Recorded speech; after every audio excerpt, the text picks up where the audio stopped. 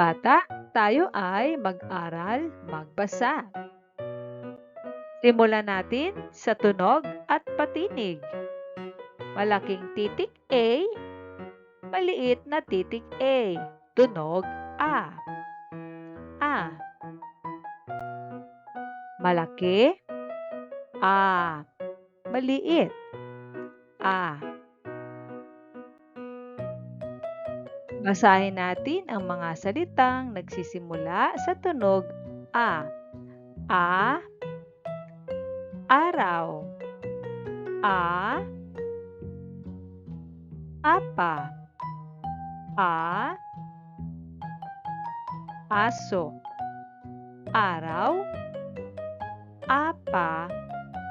Aso. A. A.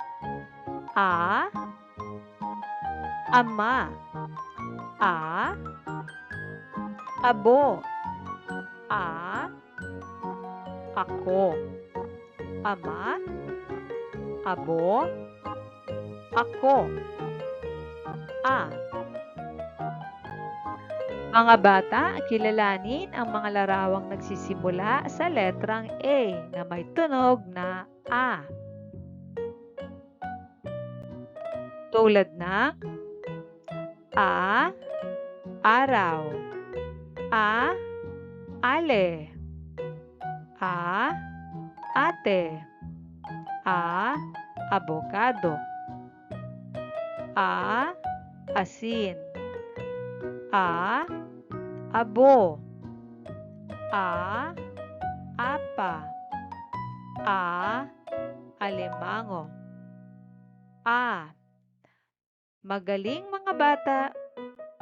Ang susunod naman ay isulat sapat lang ang nawawalang letra.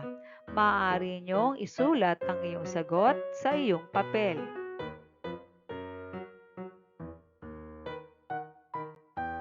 Kung tapos na kayo, maaari na nating tsekan ang inyong sagot. A. Apoy. A. Araw. A. Aklat. A. Apat. A.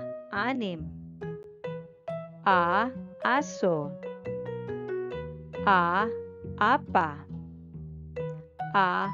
Ahas. Magaling mga bata! Susunod ay bilugan lahat ang letrang A na makikita sa ibaba. Tandaan ang tunog ng letrang A ay A. Kung tapos na kayo, atin tsekan. A. A. A. A. A. A. Magaling mga bata!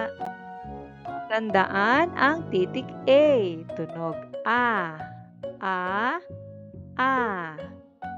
A.